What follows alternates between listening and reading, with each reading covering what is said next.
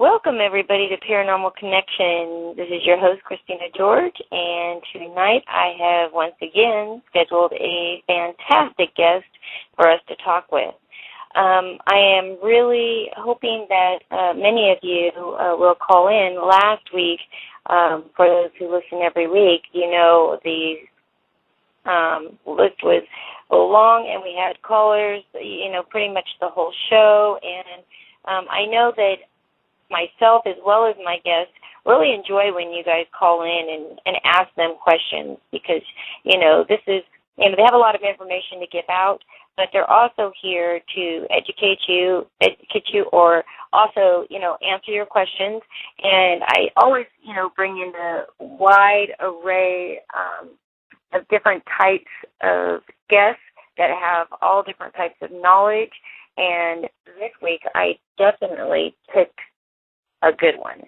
So for anybody who has not seen the Facebook or any of the social media posts that I put out weekly, this evening we're going to have James Bomar III. Now, most of you will know him probably as a radio personality. He's done internet TV show host. He's an author, a motivational speaker. So tonight we're going to be talking about topics like what happens after death, which is very, very interesting, I know, to a lot of my listeners, the pre-existence of man and woman, the origin of languages, gods, and belief systems, and anything related to language, symbolism, bioenergetics, frequency, internal cleansing, the body of the universe, water purification and application, UFO phenomena, MK Ultra. I mean, if you have a question, he can probably answer it. So we're going to bring him in very shortly. But first of all, I'd like to give out the phone number for anybody who would like to call in and ask a question or have a comment, want to share an experience that you've had. The phone number this evening is 347-945-5313. And I would like to say hello to everybody in the chat room. As usual, we always have a lot of the same faces and same users out there. And I'd just like to say hi. You guys are amazing. Every week you're here. And for all of those who aren't here live every week, I just want to let everybody know that I get, thousands of archive downloads. So you can always, if you don't get the whole show or by chance you have to go to bed early because I know that it's later on the East Coast and this is a 2-hour show, especially after a long weekend, we completely understand. But download it afterwards, check it out in the archives. I've got all kinds of shows piling up in there now, and pretty soon I'm told on our website we will actually have a page where it will just be my shows alone so that people don't kind of have to search through them. But I want to say thank you to everybody who's listening, and also happy Labor Day to everybody, okay? So with that being said, I would like to now bring on my guest, James Bomar. Are you there, James? Oh, yeah. How are you this evening, right, Christina? I am good. Well, happy Labor Day, and thank you so much for taking, your Labor Day and spending those 2 hours with us to, talk about all these amazing subjects. Oh, man, it's definitely my pleasure. I would say mostly the Earth is in her labor day, and hopefully we can get some things birthed today. Just realistically, I've been doing a lot of digging within the last 2 weeks. Obviously, I've been super excited about just being on the show. We're kind of in between seasons right now, so I have a ton of information that I haven't even been able to update our general listeners who I'm sure are tuning in, but I haven't been able to even update them about, but these type of shows do give me the opportunity to do that. So I'm sure, especially once we transcend the identity known as self or Christina and James and get into that all-pervading field of connection and synchronicity with the universal grid, or as we call it, the organic grid, then we should be able to start connecting to people and getting some major answers so that they can do their constellational movements, because it seems like everyone that's moving through their what we just call an occultation, but it's their full layering or experience here on the planet. I seem to be, in certain tenses, doing some moving around right now. Even I'm kind of looking around and seeing, where I can go. And I always call that somewhat of a constellational switch. And it's definitely been really excellent for all the people who are experiencing that. So I heard you say before we got on the conversation, that's why I mentioned that you had been doing some moving. So it's good to see that you're on that synchronistic movement. Yeah, it's been a very interesting journey for me these last 2 years. For so long being looked down upon for talking about having any kind of psychic abilities or anything like that. It was something that I couldn't really enjoy, and it was not a good thing in where I was as a teenager, and now as an adult after I had a, near-death experience, my life drastically changed.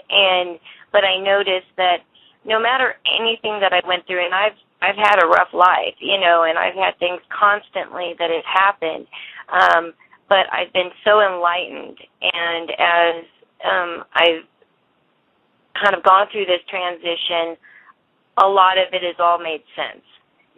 I've seen what it was preparing me for. I was seeing, what I was really supposed to be doing instead of, just what I thought conforming to what, everybody around me thought I should do or be. And moving was something that was a very important part for me, was to now take this on a completely different direction, even larger scale, because, now my children are all grown.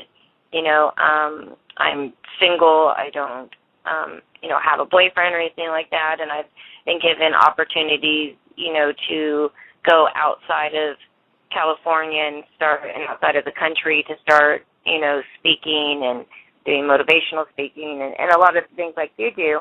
So it was all for the right reasons, and all the doors opened and everything, kind of clicked. But something really interesting to ask you is, right before we went on live, I was talking to my producer, and she says, "Oh, I'm so glad that you and your guest were able to call in tonight, because she's in New York, and she says we're having, these horrible, storms." And she said, so our Skype is, would have been having a lot of problems. And so I said, oh, no problem. Well, what was very interesting is all week that I've been moving, it's been, in the 90s or 100s. And I had to kind of do it all on my own. And in the midst of it, I got hurt. I was trying to move, and a big TV fell on me. And I spent a day at the emergency room. But it's been hot, sunny, not a cloud in the sky, and then all of a sudden, the clouds all rolled in today, and we've been having, thunder and lightning storms all day out here in Sacramento, and I'm looking on my Facebook page, and a lot of other people are reporting that same thing. What do you think is up with the weather? Do you have any clue? Oh, always. I guess clues are one thing that would be kind of telling you something that would just lead you to more speculation, but I could tell you exactly what's going on with the weather as things change, especially over the major cities, because you have to idealize that our thoughts form clouds. Okay. Oh, okay. And if you could think of when they say, oh, we're storing it on the cloud, this is like the new computer term for where they're storing information, right? So our ideas in our actually a great deal of things. And let me just bring first to people why I would know this.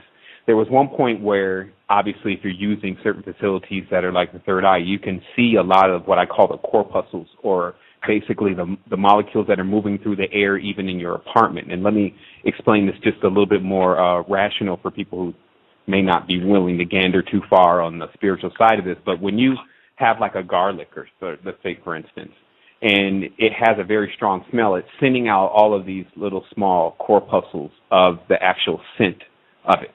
That's how we can smell it. So if you can imagine then that our ideas do this same thing, and even many of the emissions coming from the body, such as the heat or the vapor that you feel from sweat or from the gas in your own system. But what happens is that when it escapes from our body, it's a funny term, but when it escapes from our body, it actually goes into what we would have as a flat roof in our house. But in the olden days, all the roofs were built to the point where it would coalesce at the top. It was either a dome or a pyramid or a cone or something like that. And it was always known that then what would be collected there is basically your projections.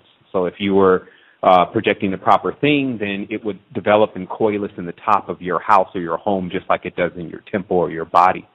So what you're dealing with in the world, though, is because we're having our collective temple or collective atmosphere because we're inside of a bubble together. Other people's ideas, especially if they're being manipulated or motivated into darker thoughts or basically the bad weather of their own consciousness, then it starts to wreak havoc on the actual geolocation of the individual. Now, let me explain this in another tense so it makes more sense.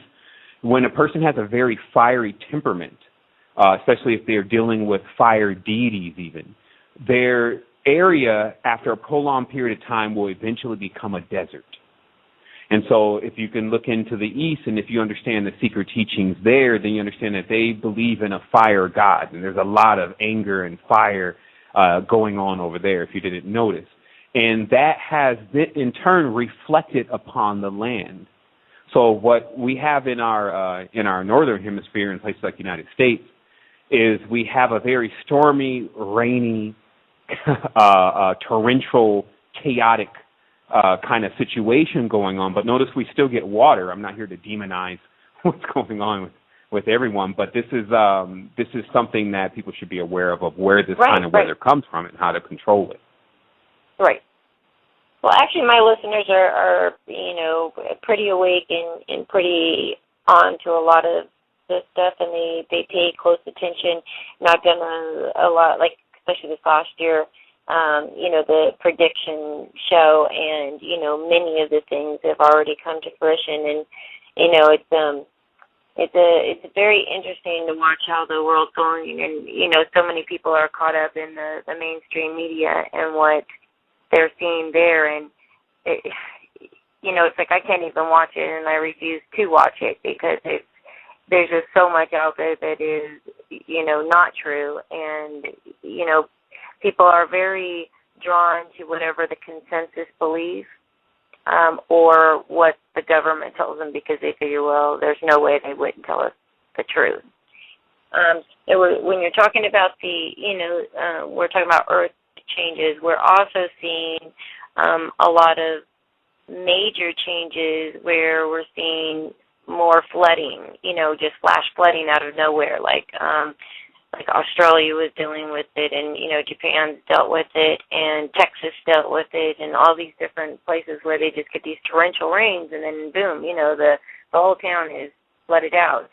Do you think that this once again is the collective of the area, because of all the depression and despair? Well, you can be more specific. I would first like to say I will take what you said earlier as an indicator that can go all the way in, since you said you have a more advanced spiritual audience, which I love, because I love to get right into exactly what's going on. But it's also what kind of weather. That's why I gave the examples of, hey, at least we're still getting water, which is a heavy indicator that life still will remain. And if you're looking at flood is always a rebirth in itself. Inundation means, in a sense, an abundance of life. Obviously, if it's your house going up in the air and you're positioned somewhere adjacent to it, it will not appear as that. And I think that what's happening here, though, is because the earth has to demand its cleansing. It has to show you, if your house is there and it got inundated, hey, we need to clean this up. You need to remember the overbearing situation of the planet, which is it needs to be tended and it needs to be guarded. And our experience with the planet now, especially with the understanding that we have of metaphysics and multiple levels of our own spirituality, is something to the tune of a surrogate in itself, meaning we live on the planet as if we're not really even from the planet based on the way we treat it. And this is not something that I'm coming here today to blame on the Illuminati. This is something I'm here to show that we're all doing. And and it's embedded in a deeper level of things. It gets as deep as the language, of course, all the spells that are involved in the actual origins of the language and who really put it together and what their intentions were when giving it to us as something that confuses us. And that's important to point out because most of our quarrels, especially with each other, come from lack of communication. I can think of countless times where you've been in the room with an individual and you said something that you really meant a certain way and they just took it the wrong way. And then all of a sudden certain things started to ensue and then it wasn't even about what you said anymore. It was just a complete unfrequency, basically a frequency catastrophe going on. And so this is built in, this is because of the language. And so it kind of takes us to another level of how to look at this whole thing because I've been noticing these days that people just need energy. And what's happening is that because they don't have much energy, they have very little control of their reality because in a sense they're like a ship with no fuel. So they're just kind of drifting through through space and sometimes colliding with other things and they're just getting by because at the end of the day when we bring up some of the most massive situations as far as what's going on in the world, how much people really feel like they can do something about it is at an all-time low. And obviously occupying things has not done much, but there is a spiritual power that we can call upon within. And that's really, if I can give anyone anything in the expanse of my learning here on the planet, it's how to access that and how to realize a few things, like mainly the spin in the game, because obviously we're in there's mind control going on here. There's a lot of vying for control going on here. There's invisible forces. There's a lot of different components. But the reality is that when you look around you, if you still see beauty, if you can go to places and like the redwoods or the beach and these kind of things, and you see how much beauty is there, and then you go into the forest and you notice that the knowledge is within the trees and all the elements that have been put there to cure us, and then you see that's present, then you know that the allies are present. And you know that this is not a mistake, that this world wasn't created by some evil being, and so thus everything that comes from it is got this wayward problem and they need to make a decision. This is all new to us. That's why we find ourselves so far off kilter with trying to deal with this kind of reality, because such concepts of us making mistakes and us not knowing what we're doing and going the wrong way and all that kind of stuff was not even in our mode of communication, if we want to call it that. And so what I want to tell people is that right now you got individuals, let's use the default name, Illuminati, that when trying to manifest something on a spiritual level don't do very well.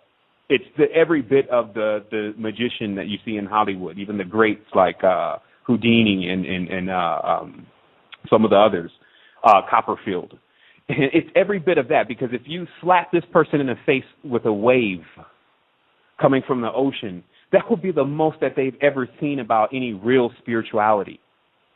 So what you have is meaning that the power that in many of these societies that they claim to have is not a spiritual power. It's a physical power.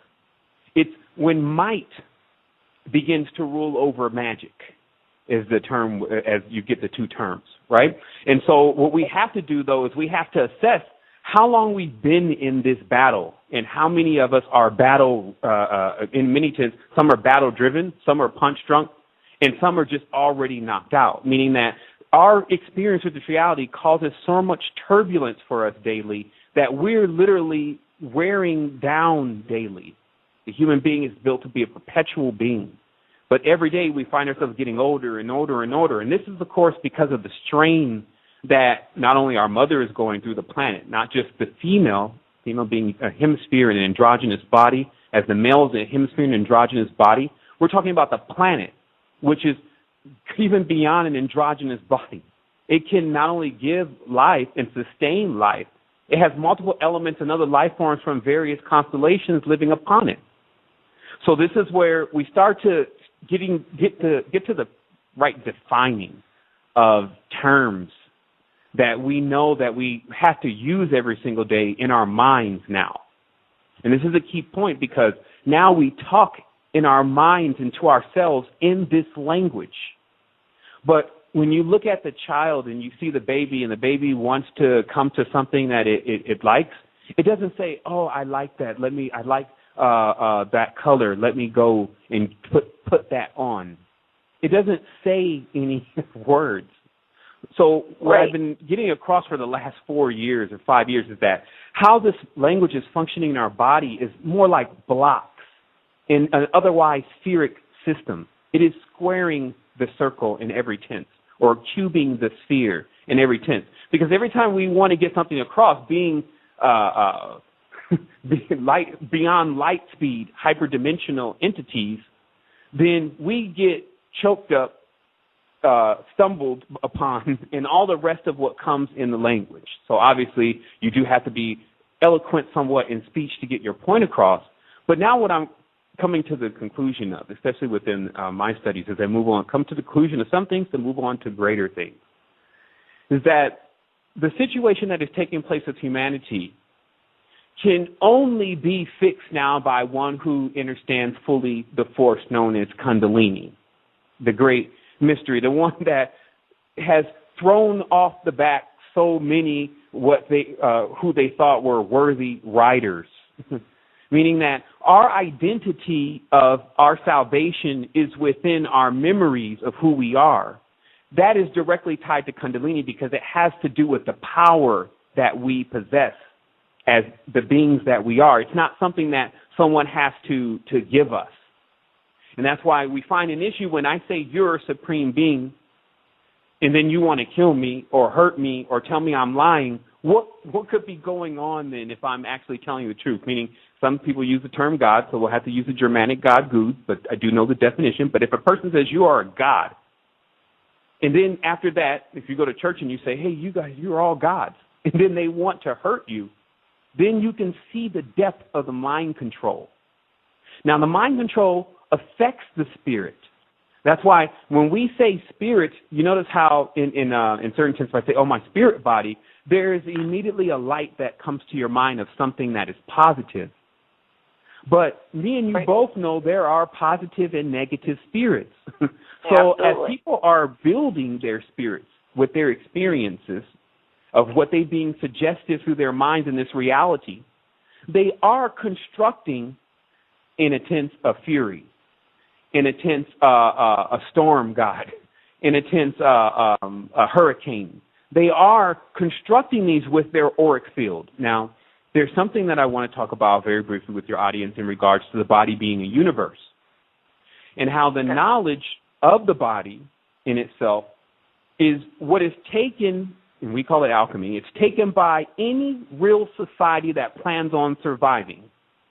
And they use it as close as they can so that it can survive, meaning that the actual schematics to our body and how it works is often duplicated by who we're calling the controllers or they or whatever, because they know that if they build in the same construction as what the body is built on, it will endure, right? So this is why they form corporations. A corp is a body. This is why they have, and they say, let's form the entity. The entity is the spirit. They say when you're united within a body or when you see the skeleton of a building. Even deeper than that, if you notice the major protection agencies, let's say the United States, we call it the universal spirit, and it's probing into other people's minds or psyches. But they have a navy, which is their naval. They have an army, which is their arm. They have a marine, which is the water system running through the body. And they have an air force, which is the air running through the body. So they make sure that there is no points that are gone uncovered. So this automatically debunks the myth of man started off as man and woman started off as a Cro-Magnon cave dweller. This cannot be possible when the great arcana, which is how our bodies are constructed and run, are embedded within us, meaning the first point then would be a high state of consciousness, and then you would descend from there, not the other way around. Man does not ascend from an ape. And when I say man, let's get this clear, I don't mean a man or a woman, because if you notice, man and woman contain the both word man, because man meant that you came from earth. You came from Ma, you were made from the mana, and you were animated, meaning that you were given the spirit. Who were you given it by? Yourself. This is what the conundrum that starts happening and where the division comes in, is that people can't realize that they understood how to do this for themselves. You have an oversoul, which is basically the totality of who you are, that bursts itself consistently through realities and gives life in multiple ways. So our ideas give life. Some of us leave other seeds or variations or in some sense clones of ourselves so that they can continue study. These are our children, so they can begin to continue to metamorphosize and gain the knowledge that is here. So we have something vast going on, but meanwhile we have someone who wants to spoil the party. So we have to identify these forces and start to put them in their place, which is through our mind, not through anything we're going to do physically. Like, this is principalities that we're dealing with now. And that's why I was saying that, we've even talking to some good friends today, and I was saying, the interesting part is that we, as people, talk so much about the spiritual force, the spiritual people, but we fail to see that we can't see it physically, meaning that when something's going on with you, when things are happening around you, and you omit what could possibly be going on the spiritual realm, and you just start dealing with the physical, you're not even in your zone. And so in our reality now, of course, we're being encouraged to look at the physical because the spiritual comes first. That is what we call the control point. That is, if there's any controllers in the reality, that is the point that they are at. They are dealing with things on a spiritual level, and then the physical levels and the mental levels are only trickle downs, or they happen, they're the effects more so than the cause. So I wanted to give you an opportunity to definitely unload for what you may have to say about it. And then obviously if you have any direct questions, or if callers have direct questions that they want to ask me, because this would be the time, because who I am is an individual that has gone through several different layers of the reality to finally break free of layers and programming to see unhindered, limitless self. Then once witnessing that, still had a yearning within to make sure that others are experiencing that. You see what I mean? It's like you breathe a dive back in. And that's what I was noting, that any person that reaches, let's say, their crown chakra state of consciousness and stays there has failed, because Kundalini cycles. Once you get these riches and all this kind of stuff they showed in the mythology as Inanna, she's in full decoration, then she's got to go back through the lower chakras again and become stripped of her powers and abilities, they say, right? But then the end of the mystery is that when you're stripped of everything, if you feel like you have nothing, then you haven't gained anything to begin with, meaning that no one, nobody, no thing can take away from you something that is the truth. So even when they take away the cars, even when they take away the houses, even when they take away even water, you'll still be there smirking at the whole thing that says, how are you going to take something away from me when I'm everything? After all, where are you going to put it? Because once you put it somewhere, you'll still be giving it back to me. In the tense, I ate earth and graduated. Look at the number 8. As a queen, where's the 8? Everyone that is in that whole category of theirs, where's the 8? Because that's where they got stuck. In the infinite loop of Ouroboros, never realizing the graduation of 9, which is the full completion of the energy, the full generator in itself, a perpetual generator that doesn't need to prey on other species, interplanetary species, life forms, bacteria, etc., in order to gain something. And that's when you're looking at it from inside of the looking glass in a tense from outside of it. Meaning, if we are in a tense where we have to pull so much energy, we're no longer the Prius of the galaxy, which we were designed as. You see where the Lama, he'll eat one small goji because it's a statement. Look, I can throw a ray across this room so strong and knock a hole in the wall if I wanted to, and I can do that on a goji berry. I don't have to go and consume massive amounts of animals and consume massive amounts of my friend's energy and massive amounts of currency and then still be having indigestion, digestion problems, etc., on a planetary system that is based like a body.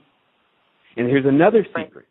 The corpus, when you talk about the secret societies and what they formed, you got to understand the forming of a secret society takes place. First of all, secret society, you don't know it because it's secret. But the SARS attempted to form their own corpus within things like Mother Russia. Then the Americans, as you're calling them, attempting to form another corpus of Amaraka, or the immortal one, within the head, which is the North America, the middle, which is Central America, and then the South America, but it all being America, and she being an externalization of the Queen standing out at the harbor in New York, the Big Apple, or the Big Pentagram. You see, so what happens with our knowledge is it gets the upgrade that it needs in order to give our system the boost, to understand exactly what it is, so it sits in the seat of itself rather than in the Cossacks, in third chakra or navel chakra, or the netherworld, which is another thing that I want to bring up, is that you'll often notice several things with the astrology that will let you know that the same archonic forces that have been controlling things are the same ones that are writing the books. When do they ever write in Earth as a chakra? You don't see it. Most of the time, you don't even see Earth play a role in the zodiac. And there's a secret about the location of any type of dimension that starts to look externally of where it can be placed, meaning that how can on the spiritual level, a person be debased to a netherworld state of consciousness? Because when I woke up, I found that Earth correspondence within myself was more as the two legs in duality, but still the strength in what's carrying everything around, the real mammal, the hindquarters. Okay? And I found it there, and then realizing that our netherworld side, which is what is amplified the most in any culture that starts to worship death, and, you know, that's a whole other conversation about the worship of death, which was even infecting the Indians in North America, every bit of coming from India or the Indus Valley, and the Aztecs who later on settled in Texas.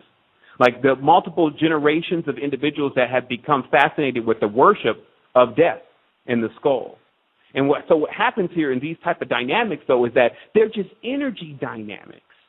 We have a moralistic bearing that tells us when we need to push and when we need to pull. And so what we're really searching for within all this is we're searching for the balance. And so it's no longer, am I with Cain, or am I with Abel, am I with Isis, or am I with Set, or am I with... I am all of these entities and more. And this and more part, though, is what becomes the most difficult for us to accept, that there's geometry beyond the pentagram or dodecahedron, that there are worlds beyond Earth. Now, here's something very interesting to understand the levels of control here, especially in the spiritual world. Now, if you were on Jupiter and someone asked you about Earth, if Jupiter has an open communication system, then the person says, "Oh yeah, Earth." Oh, let me explain. Okay, so they're like 70% land masses are water. The people there are different colors. They do quarrel with each other. So you're going to come back with different data specifics about what's going on Earth, because Earth's a real thing, right? So why is it then when we ask about Jupiter and what's going on there, what are the people are like, what are they driving around maybe, what is their form of energy, we get only very vague, oh, Jupiter is wisdom. You see, this is what people need to start asking the questions about is, if we have an open, transparent line of communication, it means I should at least know what's going on a planet that is so much more smaller than one that is that big, meaning that if Jupiter is that big, we should have knowledge here about what's going on there in our assessment of the size of how long that civilization may be taking place, right? And so then we have to understand that there is something that is blocking our communication, and that something is us. Like, it's no good to try to run out and find whatever it may be. They hid it, especially for you, especially for those who love externalism, they hid it inside, because that would be the last place that we would look. So there's this book called Revelations. It's like the end of the Bible. And the book of Revelations talks about this 7 seals, right? But this whole book of Revelations was plagiarized from books like the Upanishads and the Bhagavad Gita. And it turns out that those 7 seals are in 7 churches are actually the 7 chakras. And it goes on to explain in these books that if you reside in a certain state of consciousness, after a seal is put over it, you can be stuck in that state of consciousness. It's like a hermetic seal on top. And only until you gain enough energy, like you've been in a crucible, gain enough energy to be 1,000 times stronger than you originally were when you got sealed in, then you can't break it. So this is also why there's dangers at times with unleashing the energy within, especially as Kundalini. Because a person in a tent has bottled up so much pressure and so much energy inside that the first thing that comes about that allows them to release that pressure, they have a tendency to overwhelm not only themselves but also others around them. This is called Kundalini syndrome, also called Jerusalem syndrome or Babylonian syndrome. It's when the person has had some vivid spiritual encounter and hasn't exactly made it back from that spiritual encounter. Now, obviously, there's levels to it. You can see some people are in the crazy house for it. If you go to Israel, there's many people in the crazy house for reciting the wrong combination of numbers on the Shemham Paresh. Okay, so we have authentic data that shows us that there is mantra, there is vibration, there is a connection that we can intone through our minds and bodies that connects us with different eidolons and thought forms that exist in again, the limitless field. But which ones are we being encouraged to invoke or evoke? And this is where I started to again find that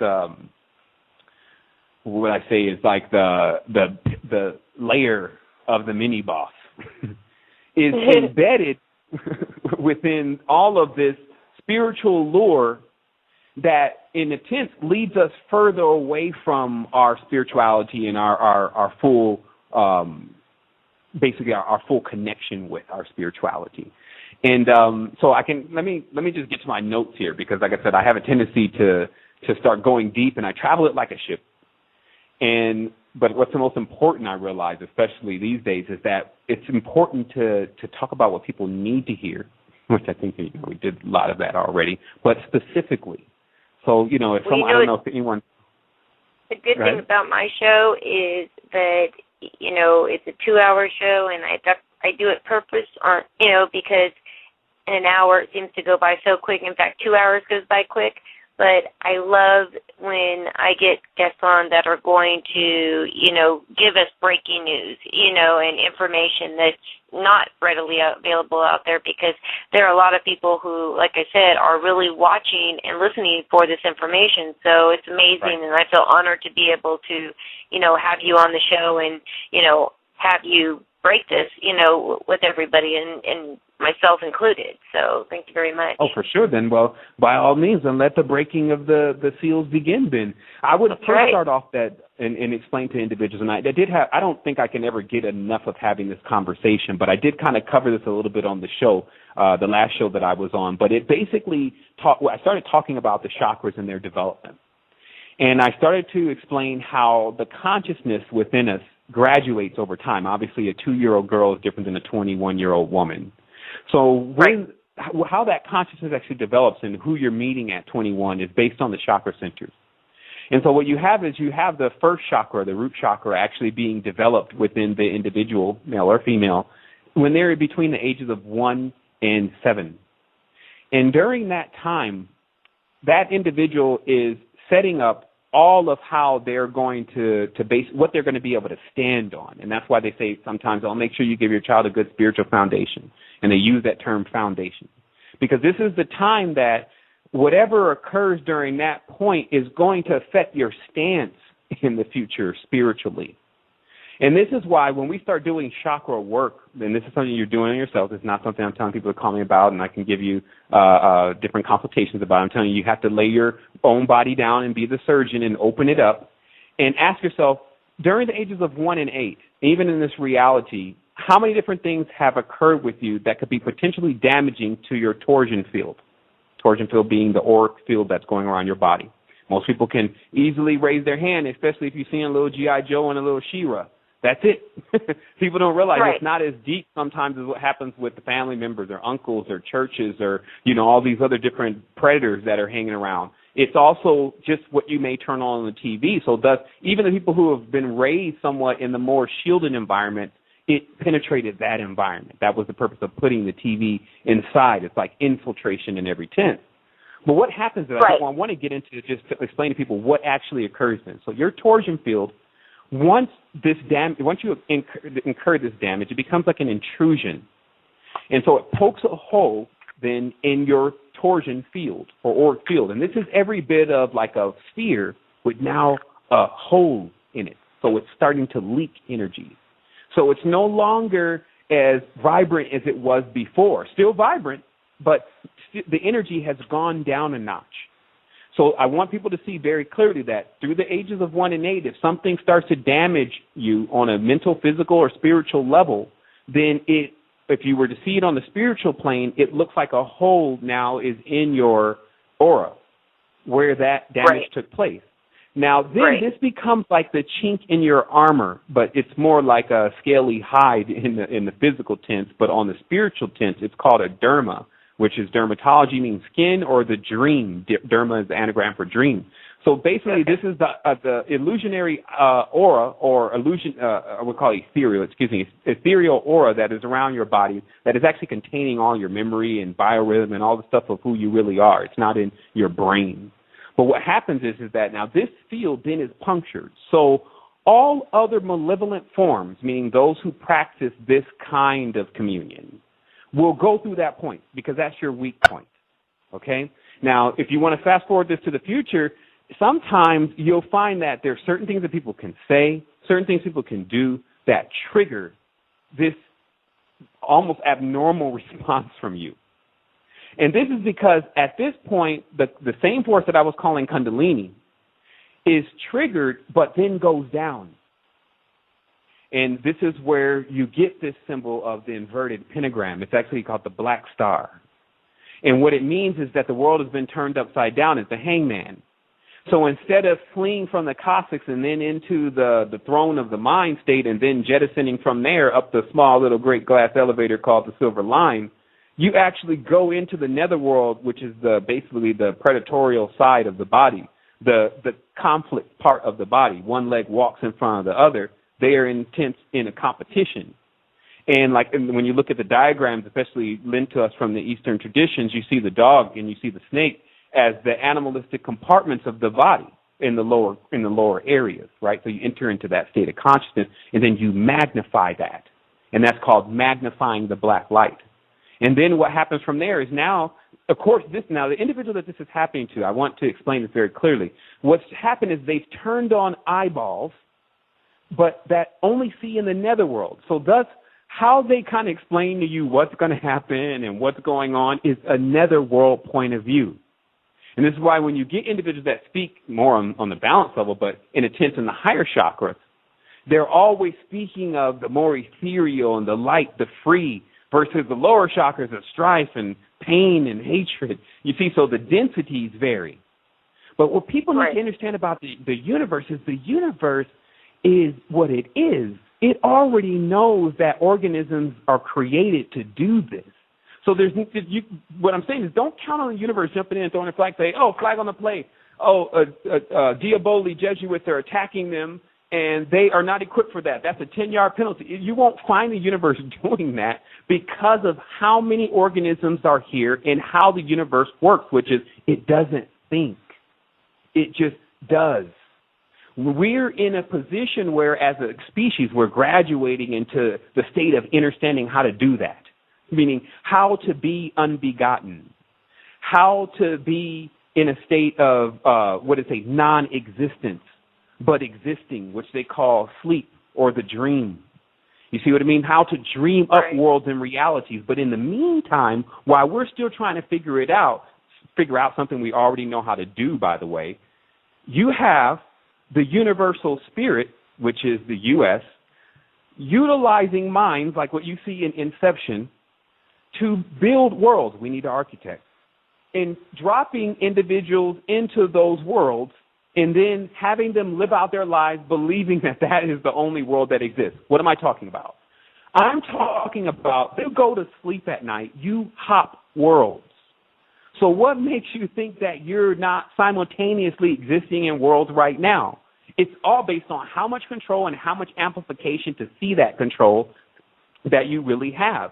So what occurs, though, in the many bright minds, and the term is correct, is that they can project so hard that when they close their eyes, they can project the world. Now, what happens when you get into group projections?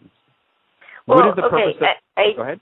I don't want to interrupt you there, but I've got two questions, and so before we switch, kind of move on to the different topic, I want to get those answered real quick just because they've been waiting for a while. But two of them, the first one is just what we were just talking about, and is there a way to strengthen your aura? And that's from Adam from Facebook. And the other one is, how far can energy reach out to someone? And that's also a question from Facebook. Okay, well, the strength, let me write these questions down. I kind of didn't have my stuff in front of me, so I kind of we can start one by one. So how far can it reach out to somebody, the energy? Well, one of the massive goals of being on the planet was to be able to project your magnetic field beyond your body. Okay, so the magnetic field, again, is the aura, and how far it can be projected or how much space that torsion field takes up is based on the amplification of the individual. So you have two things. You have the aura, and then you have something called the RAN, and I'll explain both.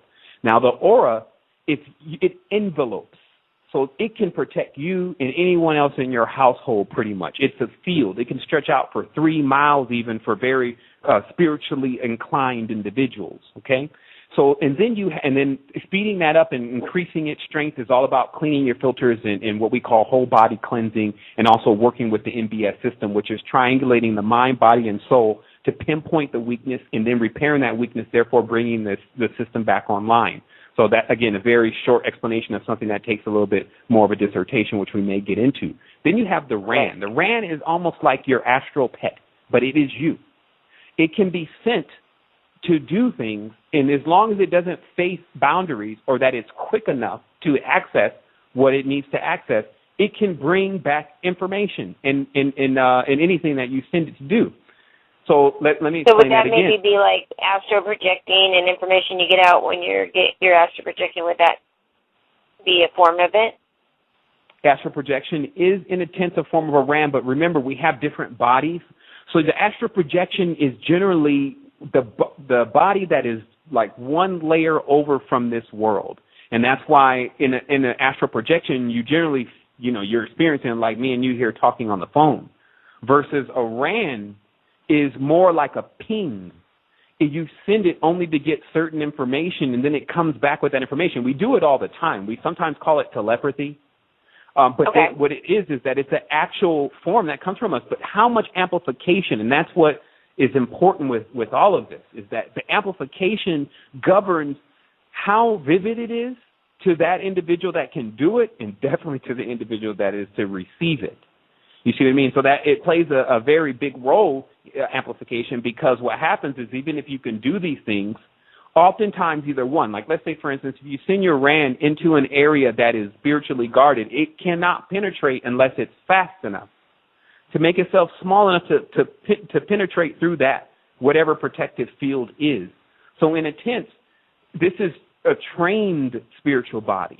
You see what I mean? It's already, right. And then, like I said, this person will not be going to see if they can find secret documents and going to see if they can look in the bathroom with girls in the stall. To even be able to hone in these type of capabilities, a lot of stuff has burned off, mainly the ignorance. Remember, the darkness is only the ignorance. So a great deal of that has burned off, and now you're in the face of the totality of yourself. So the last thing you want to do is start basically fooling yourself and doing silly things. It doesn't even come across the mind. But if the person really wants to understand how to project, then that is the two fields primarily work with. Again, the astral body is a little bit more difficult to work with because some people think that the so-called controllers spend more time controlling the physical reality, but in fact, they spend more time manipulating the dream world. Because the dream world is the only place that, one, you're omniscient. Two, you have a photographic memory. You're remembering kids from second grade. You're remembering kids from kindergarten that if I said, hey, do you remember Sherry from kindergarten? You're like, Sherry? And then you see her in the dream. You're like, oh, my goodness, that's Sherry. So how can you see or recall her now? So this is the thing about compartmentalization of the physical mind and how to work around the compartments of the mind in order to open up in a tense the corpus callosum, which is basically the area that's inside both of the hemispheres of your in the middle of your brain, between the two hemispheres of the brain, doing the refereeing, but at this point long burned out from doing the refereeing. But doing the refereeing between the communication between both sides of the brain, which is really the masculine and the feminine side of an already androgynous being. Right. Now, and then we get in, where you touched on, like mind manipulation stuff, and I do want to get into the MK Ultra stuff, but before we get into that, then let's get to the second question was, is there a way for people to strengthen their aura? For sure. I mean, I did kind of mention it a little bit earlier before the question, but it's really about, first of all, you don't go driving your car around for 5 or 6 years without an oil change. So the body has filters. In fact, the car and spaceships are designed off the body. The body has filters, and these are associated with your organs. When you flush those filters with whole body cleansing, then you don't see in distortion, and basically your energy starts to cycle itself. Because what happens with the body and why it runs out of energy, well, there's multiple things, but mainly because it's sending its energy out rather than cycling its energy within, which is, again, we have to explain that more in detail. It's basically the concept of all itself. But the reality is that, just to answer the person's question directly, they need to understand that the body has to be cleansed. What's been suggested to us, and that's the only place that some of these ideas are coming from, such as contaminating the body with petrifications and toxins, which can span anywhere from candy bars to meat to soda to whatever. When you put that inside of a system, it'd be like you trying to put. we had a parody here today. It was more like chicken grease inside of a Bugatti motor, and a Bugatti is like a really expensive sports car, and it needs some real lubrication. The whole fluid system has to be intact, or the system overheats, malfunction, or doesn't even operate. So imagine if this clockwork machination built by a physical hand needs it, how much more than something divine? And so we, again, spending a lot of time on the external world and then not realizing that you can lay out the body just like a vehicle within itself. Really a crash-landed ship is more the case. You can start working on swapping out some of the parts, seeing what you can replace, seeing what you can patch up, and then that's until you reach total regeneration, which is something I'm still working towards. That's why I stay in fringe. But total regeneration with the body, or putting the body back on its perpetual state, has a lot to do with when the body does not need to consume a great deal of things to still pull off a massive level of energy. And so, again, the more that the body takes in, the more it actually gets sluggish and held down, especially if it can't burn it up. And so that's what you have. So there's that's one way. And to me, it's the most effective way because we're being affected most on a physical level. And it's almost like the most vivid. And I'll say this. Actually, I won't say where it's being affected the most. Let me correct that. What it is with people is that they don't really start in a sense buying into it, but it's really buying into themselves. They don't start buying into themselves unless they see some vivid results. And because physicality has to do with what we call vivid at first, then you should probably work on an individual there. While an ethereal person, one who's already traveled the wave of light and all the rest of the good stuff, then they get a chance to get a message too when they are connecting with these higher vibratory frequencies after they've even had to go back and clean out some of their intestines and clean out the liver and clean out some of the organs because they've been seeing things somewhat in a distorted way, but all through encouragement. And that's what I'm here to talk about with people is that, this is not, let me show you just one thing here, Christina, very briefly. I'm going to show you how a very powerful spiritual being can be turned against the planet. First of all, if a person jumps off with this concept that the planet is the enemy, right, or told that, okay, there was, let's say, a Lucifer, or let's say a Satan, as the Bible even refers that Satan created this world. But let's say, for instance, we go with something like this. And this is the reason why we have this inclination towards evil, okay? So we start to load that program, okay? What happens then within the individual, and this is something that is very, very important to hone into.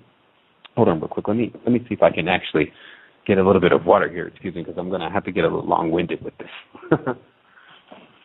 Do pardon me, Christine. I just have to get something. I've been kind of going a little bit. Put some water in the engine. Not a problem.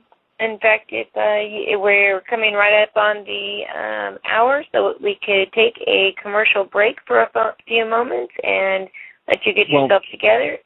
Well, yeah, I mean, let's take a break in just a second, but let me just transmit that idea, because this one has a tendency to get away from me, because it's like I said, it's like a linchpin to a very powerful spiritual being used against the planet. Because what happens is that everyone has spiritual progress. You start reading more things, you start to know more things, you start to experience more things. But your foundation, meaning what you understand as your core to be factual and to be true, can at times affect what occurs when you get into this quote-unquote higher state of consciousness. And then what you'll find with individuals is that when they don't have the secrets to this planet, they start to feel like no matter how expanded they actually think they've gotten, that they're being fenced in, pinned in, or trapped in the planet. Now, imagine then a very eclectic being, one who is more expanded within their knowledge and senses, believing this, and then starting to see maybe the planet is some kind of enemy. And this is what you will get when you make up the upper echelon of the secret society. What they've done is that they think that this planet in itself is the problem. And this can easily occur with anyone who doesn't actually understand the key to what some people see as the pentagram, but what is none other than a gate or a portal, which is that if you can't get out of the body, if at night you don't go off on your own lucid dream, making your own worlds, trust me, if you go off lucid dream, make your own world, you wake back up that day, things are not so bad, especially when you start seeing things from your dream smear into this reality. You see what I mean? So it's almost like a break for an otherwise very downtrodden being. So if you don't get a chance to control your spiritual body or your dream body, then there becomes a stagnancy within you that locks up your system. In a sense, it seals your system. So this is why otherwise very grand being will not believe that they are supreme or anything of that nature when feeling like they are trapped or hindered, and they don't feel the energy coursing through their body, right?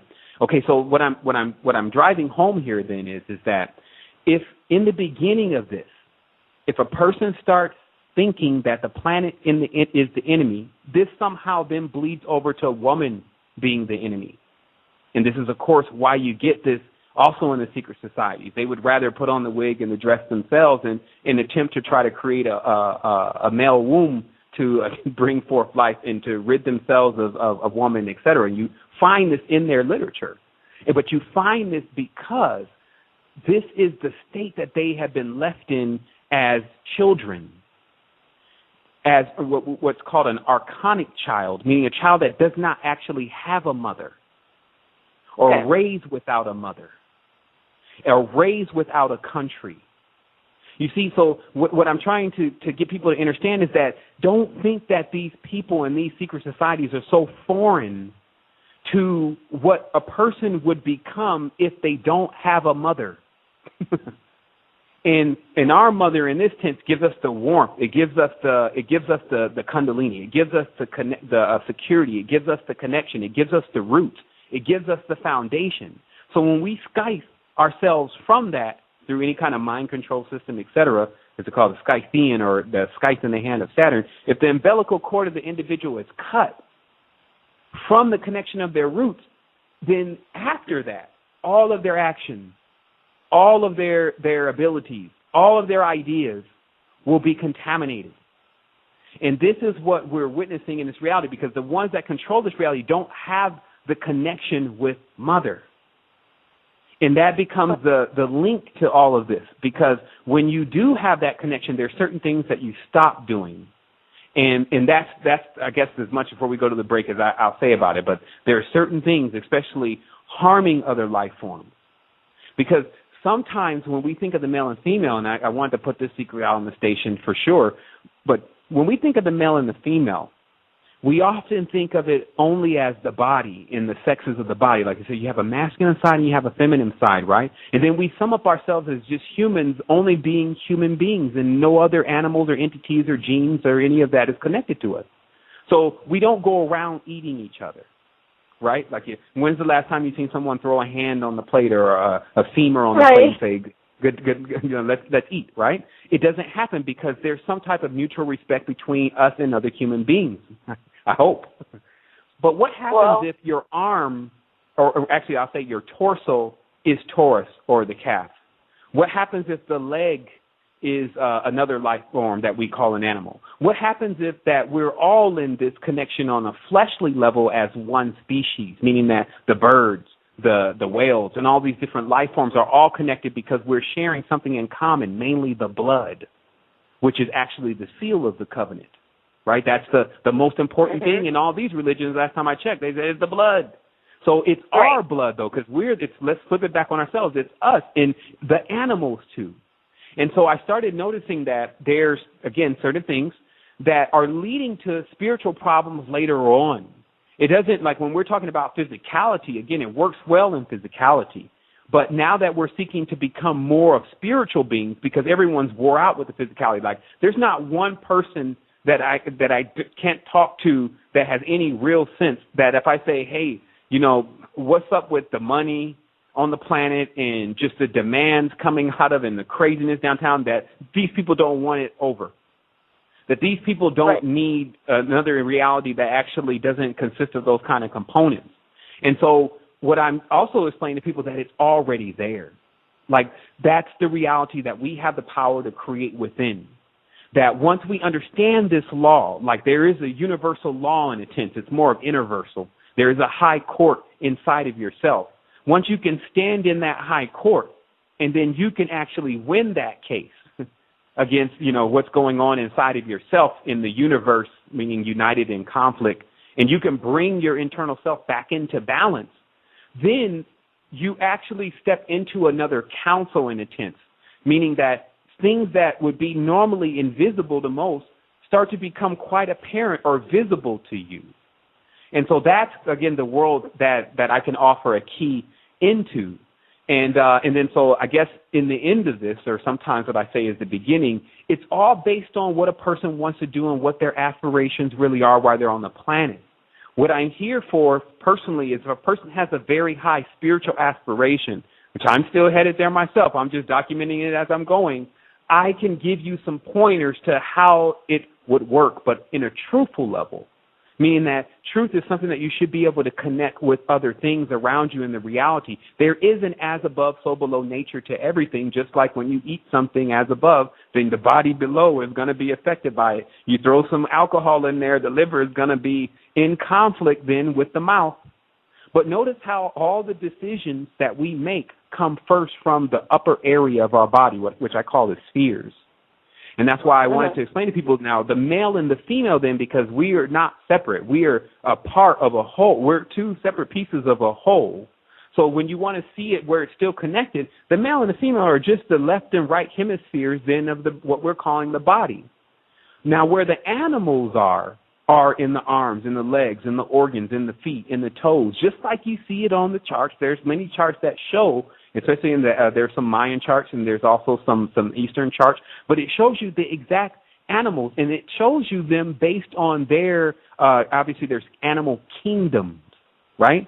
So when you look at the chakras, even with terms like Malakim, which means the king, or Malkuth, which is the root chakra, the base chakra, the base on the Sapphire, and then you got the Muladhara, and then you understand just that whole connection of the kingdom, or Ma's kingdom, then you start to see and pull and extract from all sorts of sources, meaning etymology, colors, elements.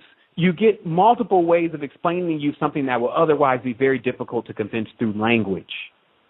And that's what also I want to transcend today on this conversation, is that what I'm explaining to people, you should see it also in other areas. You find case studies on it. You should find weird synonymous connections to it. You should find cycles based upon it. That's the only way that you should take it as authentic. And I just have the duty within myself, because I want to progress through this. I want to expand. I have an idea of where we can really get to with this. And I want that. And that's something that's never going to change within me. So I think that if you want that and then you're true to yourself, then you get there. And if you're looking to lead anyone else or whatever, all you have to do is simply document what you're doing, because you should be living it as your life. But I think that all of us are now in this situation because, like I said, we're all in this bubble. Nobody can seem to figure out what to do with the Jabberwocky right now. And I'm sitting there explaining, like, one name still controls them all, meaning that inside of yourself there is an implosive cone type structure that we call the Supreme Being that can be ignited within. Us realizing that that is our power and our right and our ability as being denizens and citizens of this universe is the only thing that's in question now. So that's really where the classes start. Then the universe indeed becomes a university, and we sit down and we actually learn this lesson one time, because once it's turned on perpetually, it doesn't really need to be turned off. It doesn't need to be restarted. It doesn't need to be trained. It doesn't need to be paid. It doesn't need to be all of what we've gained. So in conclusion, before we go to break, I wanted to say that this to me is called the day after ascension. Because you notice everyone's still focused on this, the times of when we get to ascension. My energy, to understand where I get my energy from, is I go to the days after, because it's all biolocal.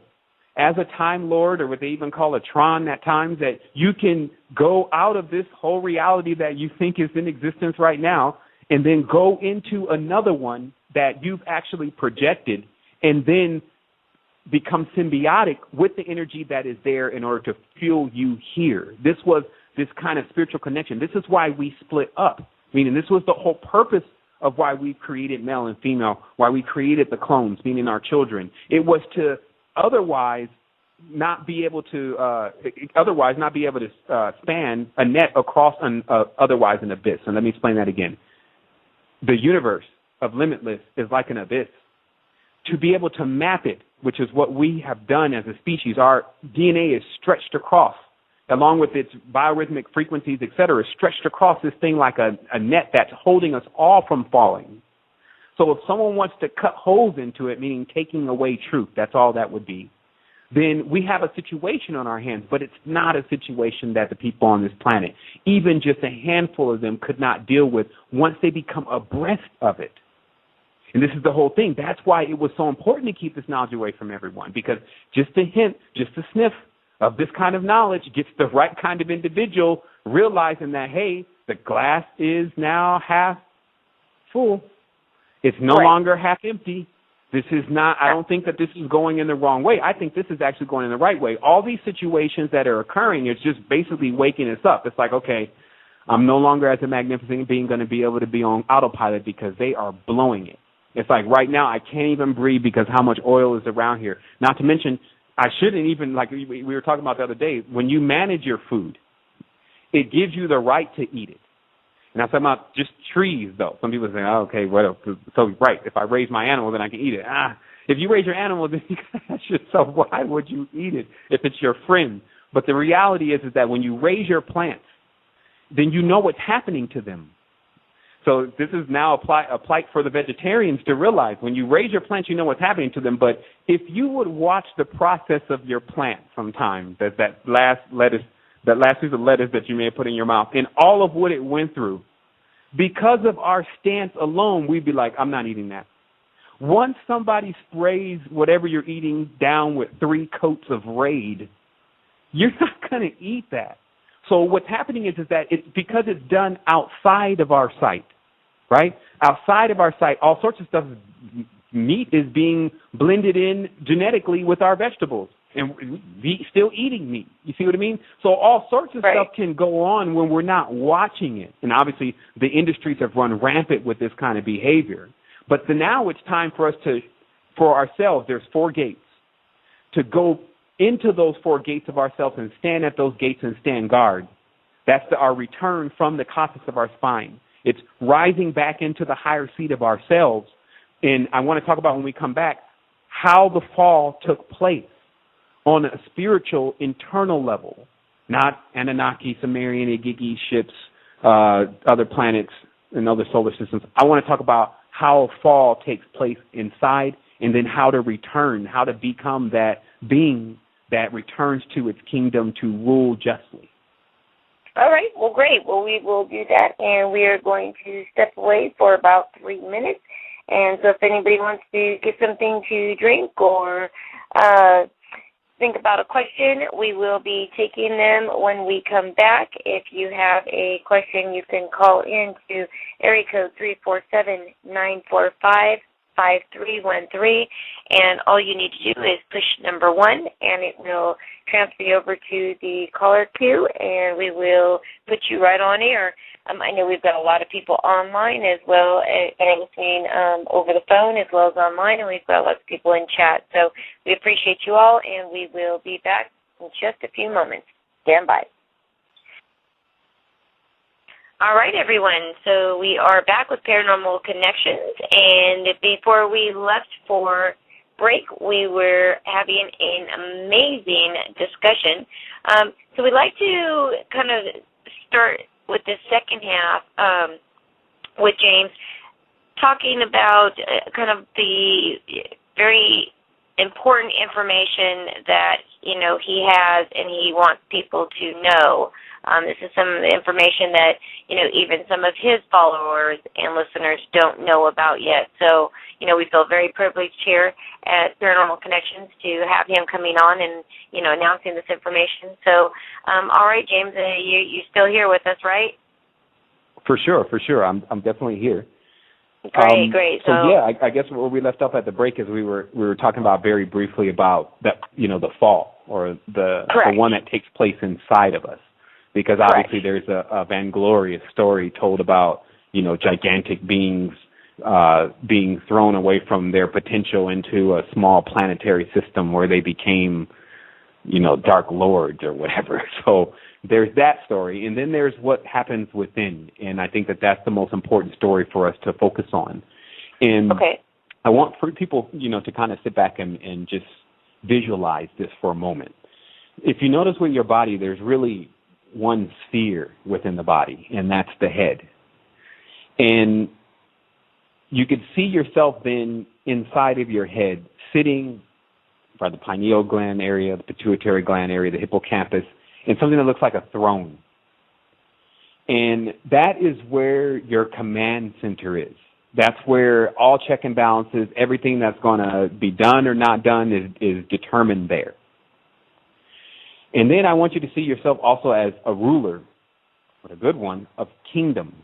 Now, this is a ruler of your own internal kingdom. That's why I want people to still focus on themselves instead of looking out and seeing, you know, themselves ruling the world with gold and all sorts of stuff. Think of just yourself and being able to manage the kingdom of your body. So what happens then is in our urges, and this is what happens with inheriting a physical body or coming into a three-dimensional body where we need senses, sight, hearing, taste, smell, touch, mainly the 5 senses, to become aware that we're even in a three-dimensional reality. So let's imagine then that these senses begin to entice us at times, saying, come smell me, come taste me, come hear me. And if you notice, our world is full of things that you can smell, taste, and hear, and the rest of the 5 senses that are pleasing to us.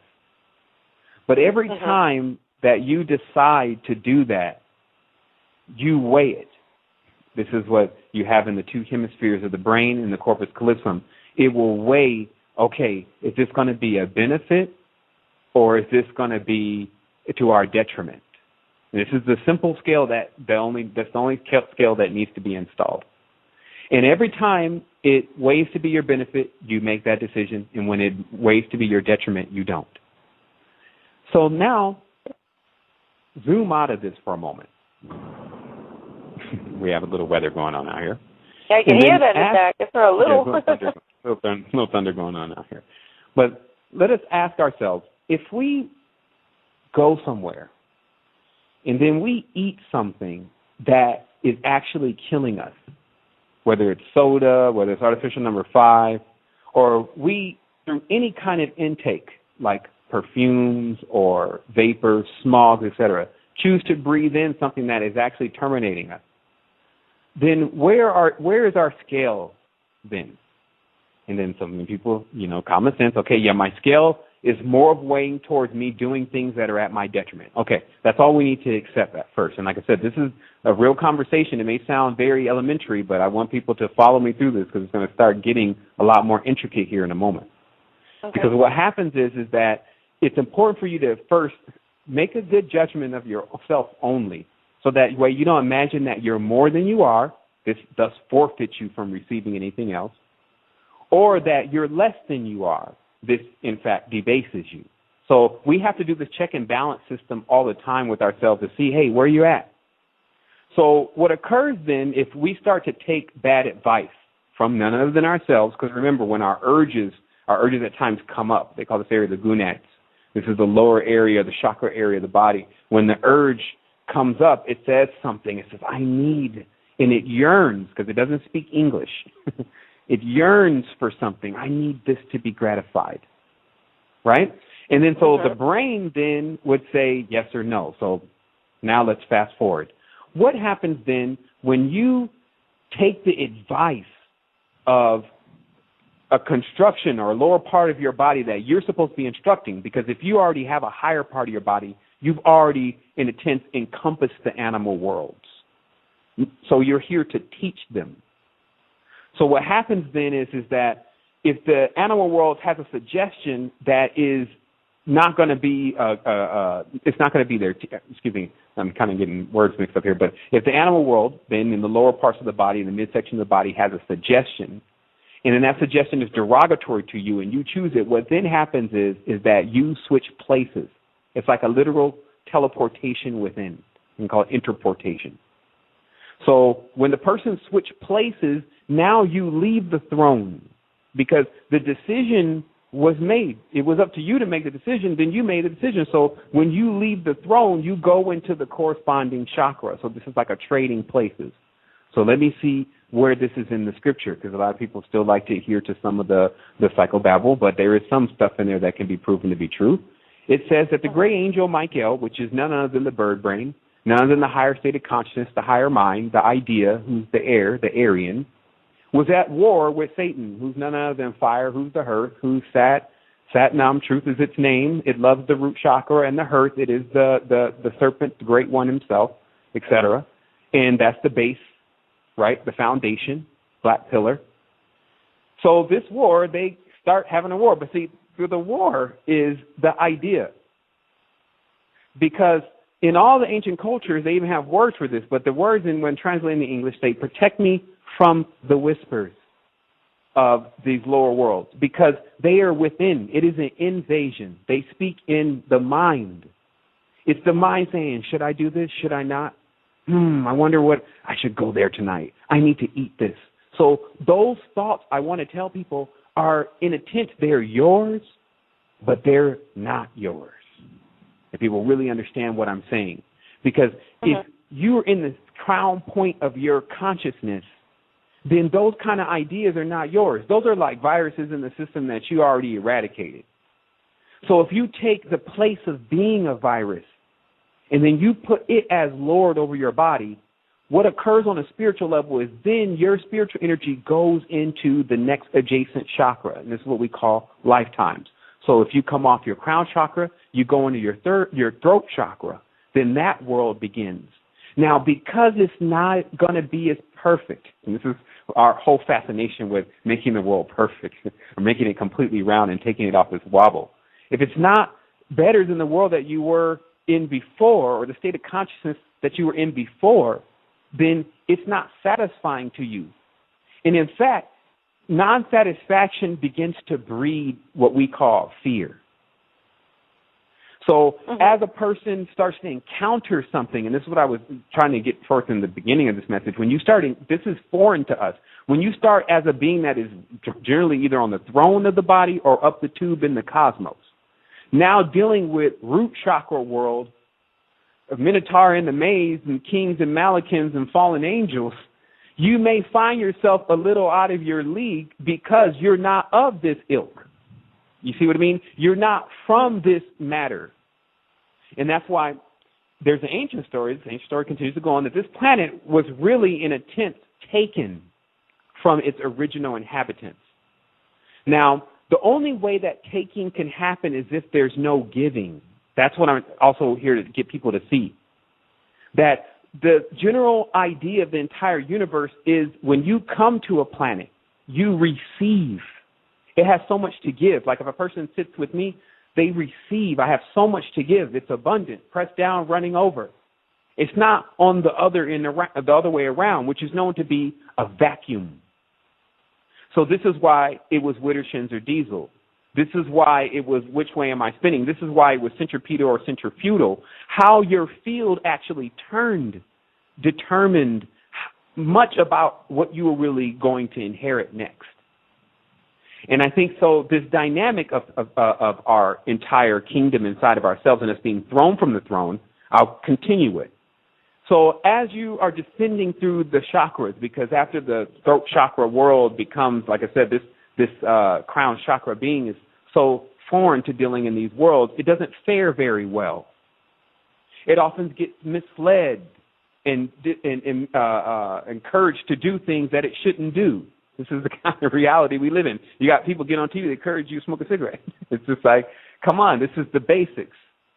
So what happens, though, is every time the choices are made, you go and zigzag down the tree. Like that's why the entity in the ancient knowledge says, its name is zigzag zig, because it moves zigzagged across the tree. It doesn't follow that straight and narrow path that's in the middle of the caudacious rod back up to the globe. It goes into left brain, right brain, left brain, right brain, right brain, left brain, and it just takes forever to reach its higher state of consciousness. So if you ever tell it that it's also got to descend that same ladder again, it'll be in fear. You see, so this is introspection. This is going through the realm dynamics of your body. What happens then as you continue to descend down the chakras, taking the suggestions of the entities in which that live there, older states of consciousness, primordial children. If there's anything that's young, it's the fiery Satan, Lucifer, whatever their names are. Because their consciousness is so primordial, it puts them at a childlike state to understand why they draw themselves as such. Every time you see the angels around the church, angels are children, naked kids, right? And it's because it's the primordial state of consciousness. So as we're going in the green to go through these chakra centers, and then what happens is you finally bottom out. The bottom for a human is within their tail. In the three-dimensional reality, which was the pen or pentagram or phi that we were put in, phi-based mechanisms, which are basically bioorganisms we call the body, when we were put inside of our own cage, basically introverted inside of a looking glass, turned inside out of ourselves, basically made to look outside for something that is within, then what happens is that the fear that begins to occur in that realm starts to pile up on top of us like sediment. So not only do we have to figure out how to get out of this cave that we're in, that the light is being blocked out by the fears that we can't penetrate through anymore, we also have to deal in that dimension with the actual frequencies and inhabitants of that state of consciousness. So this is not like, hey, we just fell off into a caustic state of our consciousness and everything is going to be okay. This is that, hey, if we don't dig this sediment of fear that is inherent even within the species on this planet, like the birds and the whales and many other life forms, when they get around us or having to deal with us or what we taught them, meaning that when these animals walked on land, you got to see where we embedded the fear in them. So that's why when there is fear, there is anger. It's by proxy. It can be accessed. The human has tentacles coming from it on a spiritual realm, and when it wants to be angry, it has to access anger. But it happens so fast. But where does it come from? All of the other biolocal energies that are in fear. So when there's no longer bioorganisms around us living in fear or afraid that we're going to put them in our mouth, put them in our mouths, or that we're going to run them down and pluck off their feathers and do different things to them, then it won't be accessible within us. Now, let me explain this because it's like a virus. What happens with the virus is generally in every system but dormant, meaning it doesn't have laws and rules and edicts and decrees that it can follow. It's not given say-so. This is like agreeing to be sick. Nobody wants to agree to be sick. But if we dip low enough, meaning that our immunity system in our body, our real resistance, if it dips low enough to where many of these microbials, all the monsters can be found under the microscope, can actually begin to attack such a magnificent organism that glows like the sun, then surely we got an issue. Right. But I tell you, we also got some massively good news. This is catchy. When an individual activates their auric field, it only really takes a couple of them, they can touch the individuals next to them and express to them. They call that Shakti, and by all means, it is shocking. Now, what happens with the world is that we communicate through verbiage. We do a lot of talking, and it gets us so far. And even now, many of us have learned how to put our emotions and our truth within our vibration, and people feel that too. But because there's an inorganic carrier, which is basically a computer or anything digital, then it still can't be felt to the certain degree that it needs to be felt. So it's now the challenge for all of us that are bringing this knowledge of activation and awakening to individuals to actually now come vivid, because now this is the time that people need it most. And so I see a lot of us, and I've seen this in astral projections, we'll call it, or in the astral planes. You see beings that came here from other constellations to assist humanity in its expansion and then got infected. They're fighting and arguing, but that was not what they were here to do. They were here from their system teaching their ethics, their honors, they call it sevenfold, justice, honor. All of those things are being taught by the original art form archetypes of those energies before they became inverted. These are the days that you witness all stars being turned upside down, where all occult symbols start going off kilter. This is the earth going off kilter. It starts to actually not operate in its most powerful state.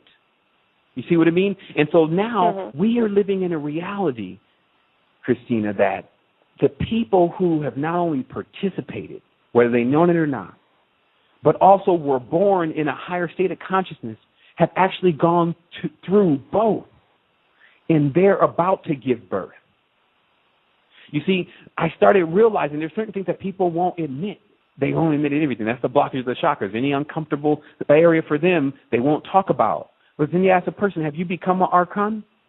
They say, what are you talking about? If they even know what you're talking about, and then somebody knows that knows what an archon is, they say, no, I would never be an archon. Are you sure? Because if you take in any of these kind of programs and any of these kind of languages and any of these kind of religions, and if you work for the priest or the hood that they are actually protecting, that they don't allow everyone to see, if you get involved in that and don't even know it, then you are an archon or arc form or archetype. So what I still see, though, is that all of these are steps on a ladder. I'm not here to throw anyone off the ladder. I'm here to show people that each of these beings that we have around us can only serve best as masters in the arena that they have mastered. But when they show themselves not to be fully diverse, that's when you go take up a new school and new training. Meaning that what is out here is for you to experience spirituality, not to just hear about it, not to just read about it. There is a connection here that you will find everywhere. Look at what's happening. There is a war here. You find with the earth who is organic, who, again, if you're looking for energy, that's who you need to talk to. Volcanoes, waves, man, they do wonders for individuals who don't understand energy. You see what I mean? Like that's vivid forces. So what happens, though, is that we have these choices to make, because the war is that when you start seeing the power lines pop up out of the earth, when you start seeing the tree chop down. And the only reason is, though, is because we don't have to do it. The thing is that we're so magnificent that there is one element within one tree that makes us perpetual. It's our tree of life. It's still here. The only way you can be separated from it is to not know about it. So we now need to see, well, how much do I not know? And I'll explain this. How I came into this is that I saw vividly an entity come in one side of the room and out the other, and I was completely sober. I was completely leveled out, and I'm a very logical person. But that did not startle me more than it actually said, oh, my goodness, if that is possible, then what else are they not talking about? I say they. I'm talking about the ones who said the earth was flat. I'm talking about the ones who said that all the planets rotate around the moon, around the sun, and are still and don't spiral through the cosmos. I'm talking about the same people who introduced this language. I'm talking about them. Like how much of this that we think is true could be wholly fabricated. And in the sense of fabrication, it's just creation. So when we become big enough to project our own dreams, then that's when we cease to live in theirs, because that's kind of like, it's like my house, my rules, that kind of game. But what happens is that when we're all living in the same house, as we're all in this orb ourselves, right, it to me also sets itself as somewhat of a challenge. It's saying you have the energy and you have the power within if you can unlock it. That is the secret. You can go through multiple worlds. Like, man, you can keep coming in and out of these things. Every time you die, you'll wake up in another reality. You won't even notice the smear. You've died several times. You come in the world, everyone's still there. Certain things will be gone if you're paying attention very closely. But other than that, you're sliding. That's what I'm also trying to get people to see, that there are certain things you cannot see. It's hard to comprehend when you're in root chakra state. But you can dream, can't you? You have an imagination, don't you, or imagination. So put it in that thing and start letting it compute. And then certain things, like I said, start to not make any sense, like religion.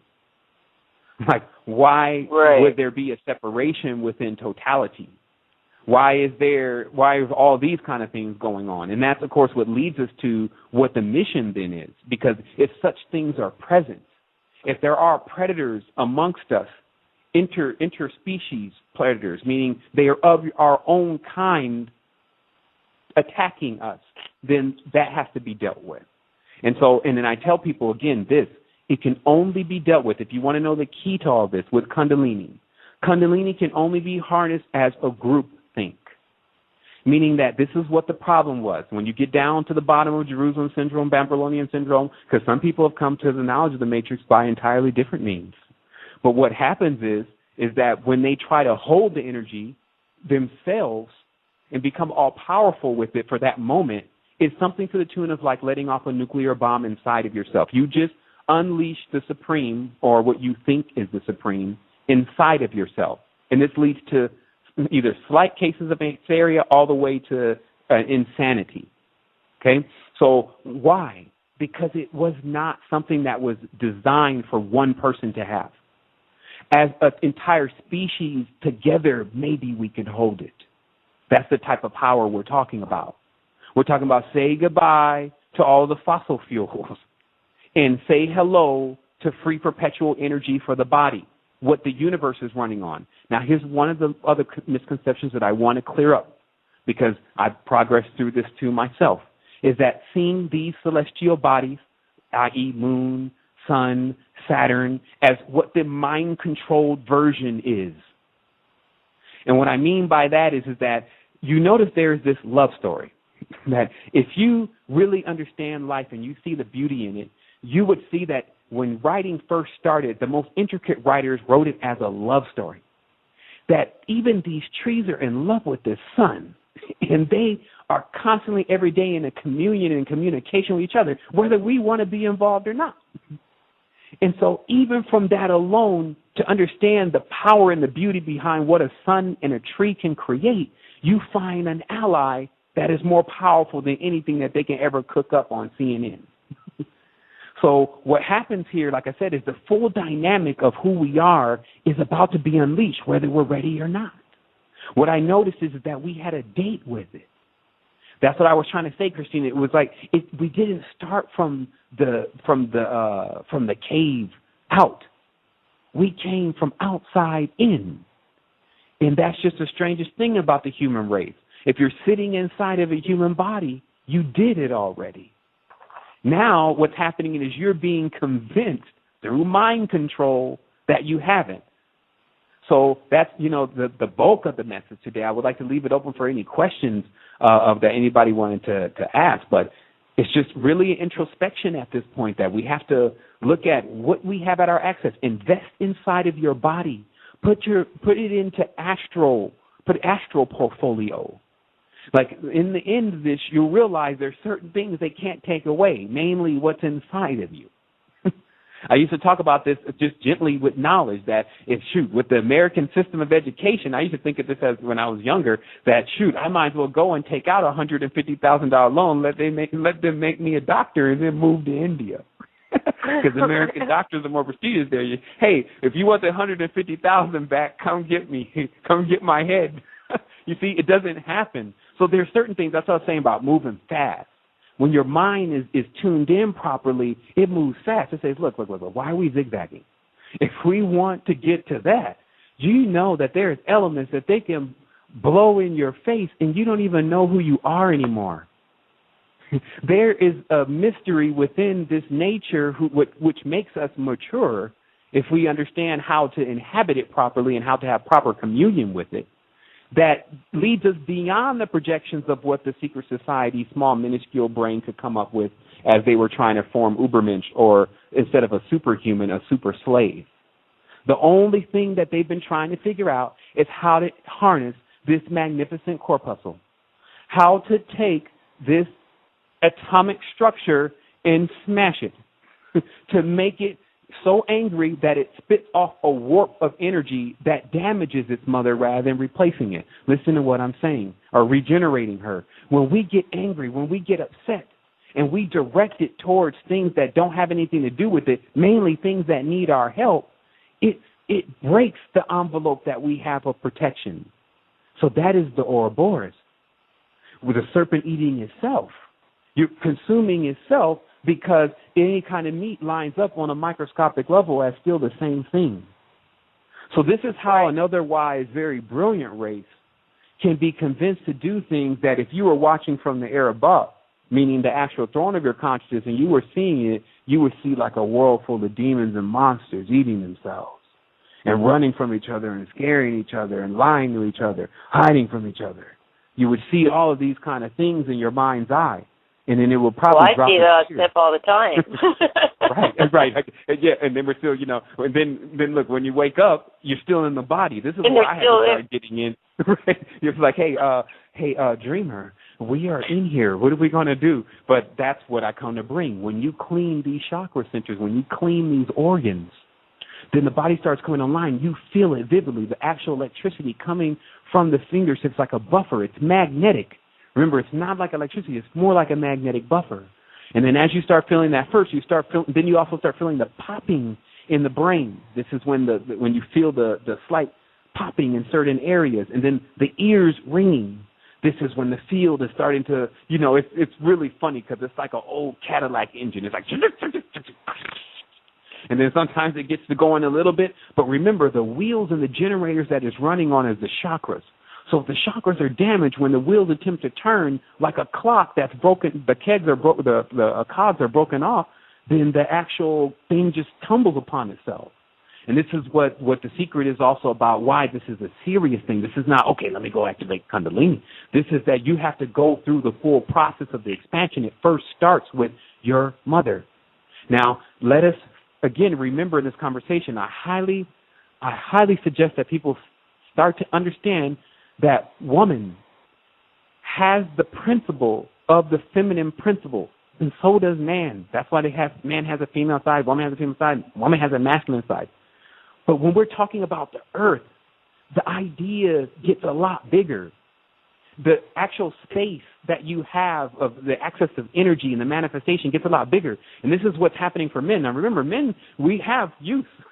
If you don't, we might not see much of it now, but men have use because once they lock into Sophia, is the Gnostic mind state, meaning that it's the wisdom of the situation, nature, the goddess, etc., what they want to call it, but it's not still the goddess. We know it's the serpent goddess, but we'll get to that in a minute.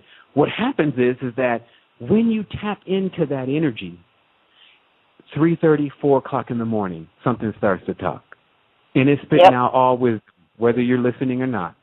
You know it's not a deceiver because it's smarter than you. It's telling you what you still can't bring yourself up to doing. It's laying it out so closely. But then when you wake up, like 6, 7 in the morning, 8 o'clock, whatever you get up, when you wake up, depending upon how tuned in you are, is based on how much you remember of that conversation and how much you can employ it into this reality. And this is what I wanted to tell people more than anything. It's like a seed of wisdom. If you have this stillness inside of yourself, or you can still your mind and you can tap into that inner soul inside of yourself, you can bring some magnificent things into this 3 dimension, because only thing that we've been doing here is unpacking. We are tesseracting things from limitless. We're tesseracting things from limitless into 3 dimension. So just don't be surprised if you only see around you what we've unpacked so far. There are certain things also, like remember, this is an envelope, meaning that it contains a certain frequency, and then things that are beyond that frequency emancipate from this.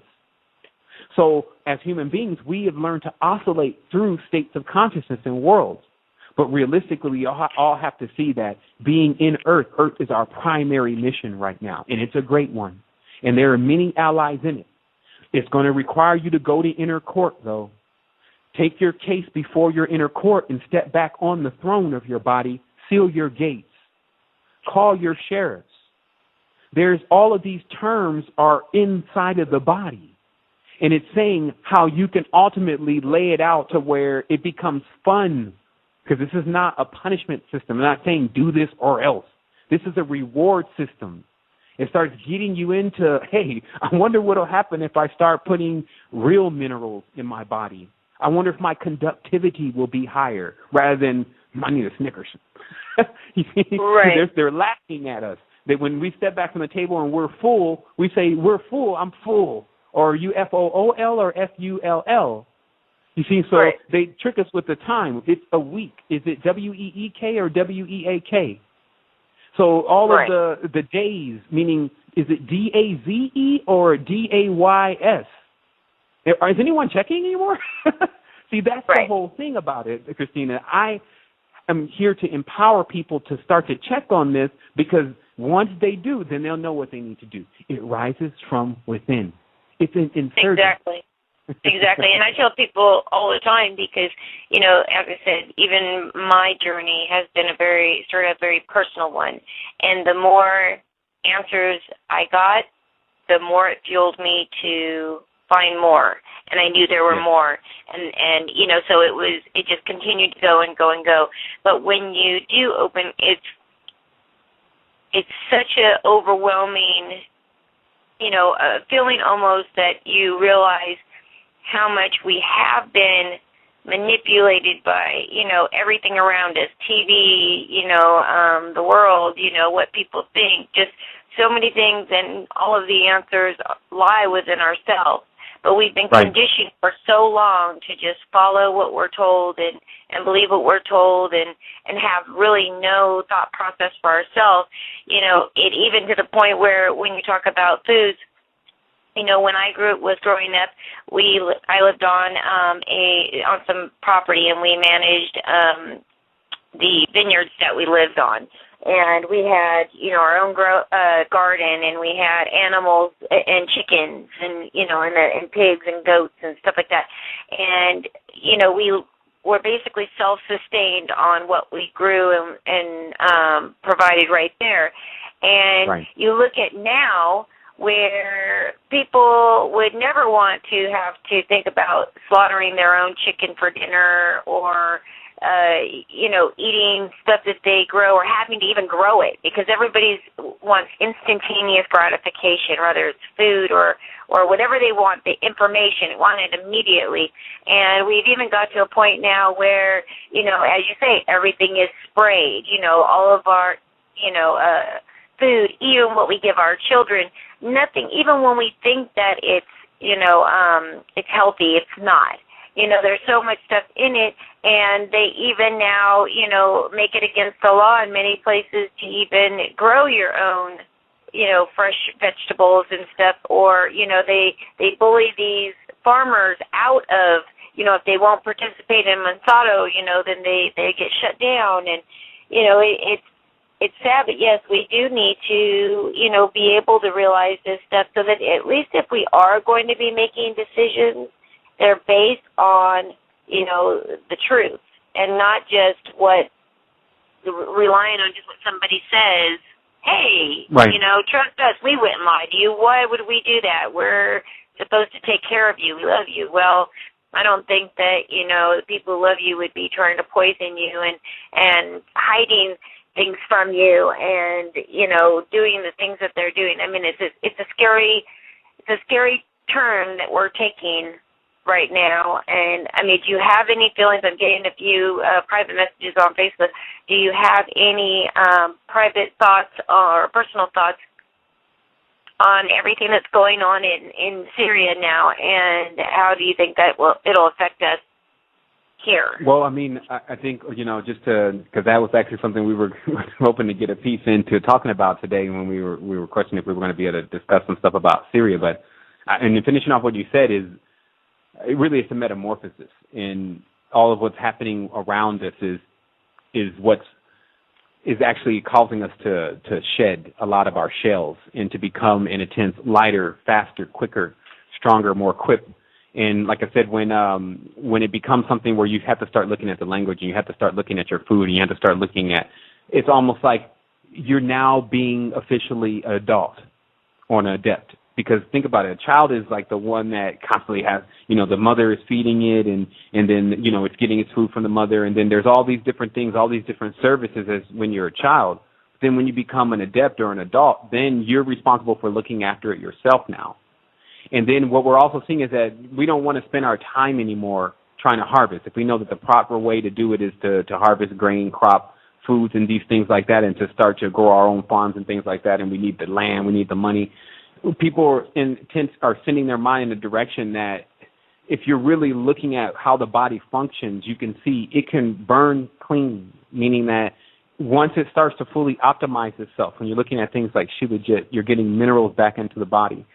The amount of implosion or actual energy that you have to go at the task is entirely different. It's actually really the fuel system of the body in order to overcome the situation that we're actually dealing with, which is, again, the metamorphosis. It's urging us to, hey, shut off the shell, become a lot more sleeker in the tense. Don't consume as much and don't be as old Ford.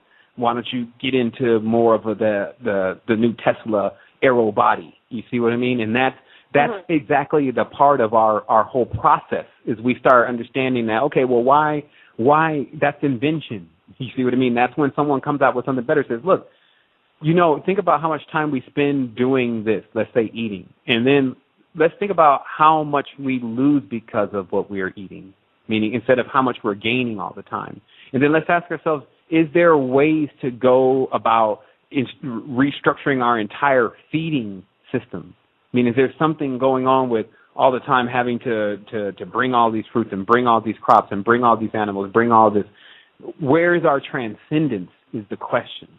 And like I said, we bring that question as a challenge. I tell people I stay in fringe, but I'm noticing with the body that as it starts to run on lighter fuels, meaning first you start understanding the air and the oxygenation of your body. You understand that it uses energy based on how much exertion that you have, obviously.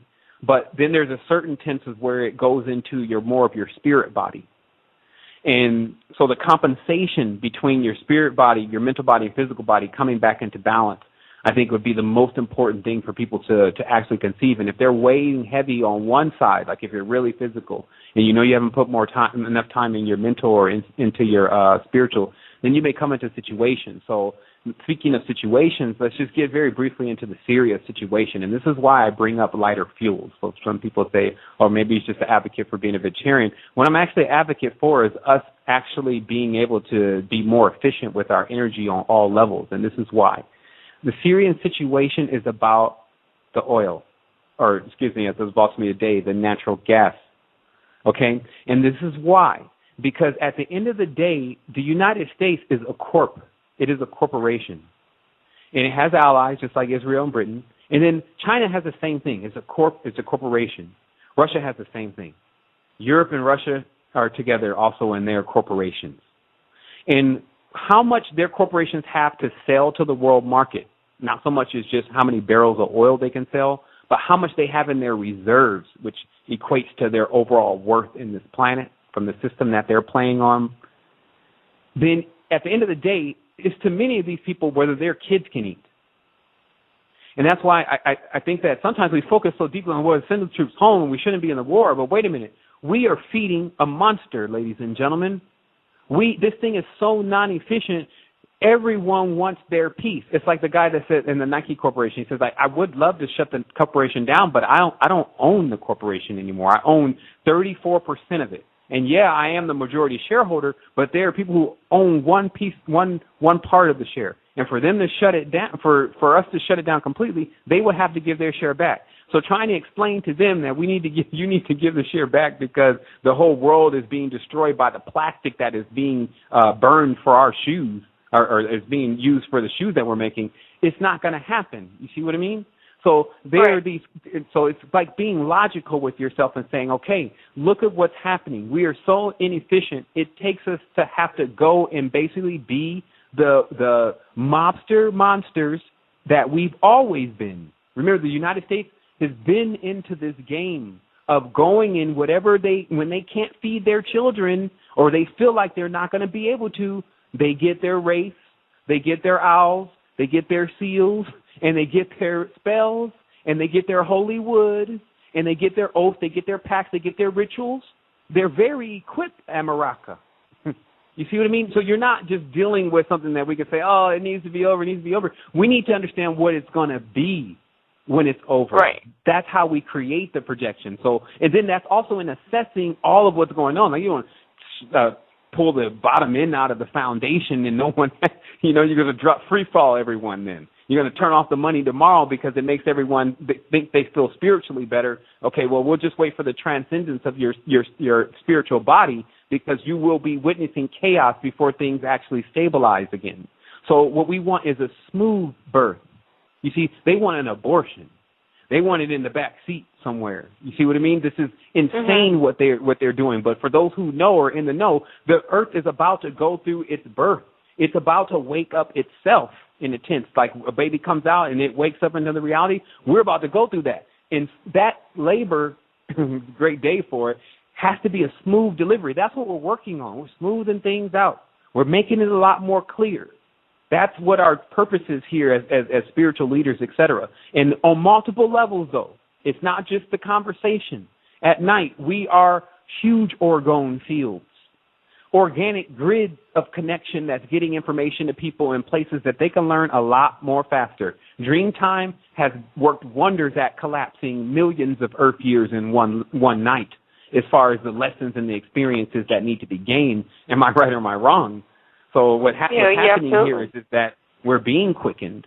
And I think that it's, so the Syria game is the same thing as always until we can figure out how to get these bloodthirsty government officials who are none other than the Dan Winter's work will tell you, our Anunnaki parents, the other side of the whole sphere of things, then there won't be emancipation. And just as Stalin or one of them says, the best way to overcome this oppression is to lead the oppression, meaning that actually lead it out of its oppression. So instead of staying in it, let's go into the next thing, because obviously they're not going to figure it out. They have mouths to feed in their tenses.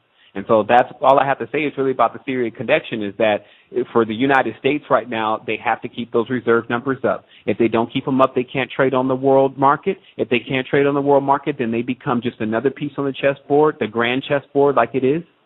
And then they get moved into a position that they can't even take care of the individuals that are in their country. And then all hell breaks loose then. Because people are not going to go without their checks. They're not going to go without their cars. They're not going to go without their food. They're not going to go without their movies. They're not going to go without any of that. And that's what mind control does. Because remember, the word is control. It's a way it's like got you by the balls. In the end of the day, if you don't get the check, then a lot of stuff is going to happen. So what is the God that you really trust? Or more importantly, what is the God that they trust in? And how is it connected to your current or your currency or your energy? If you don't have a lot of money, do you feel down? And so obviously we're coming to the end of the conversation, but this is the real thing. When people don't have a lot of money, they feel like they don't have any energy. But when you give them a lot of money, they're jumping all over the place. How could that be? It's because our real fuel, Christina, is our ideas.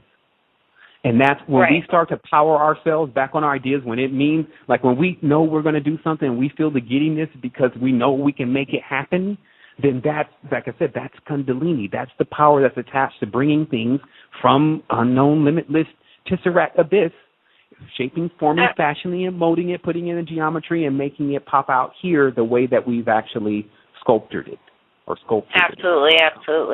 Well, it looks like we are about 2 minutes away from the end of the show. It has been an amazing show with some amazing information, and I would love to have you come back and talk about, the Anunnaki and the UFOs. I've got another show which is called Aliens, UFOs, and Beyond.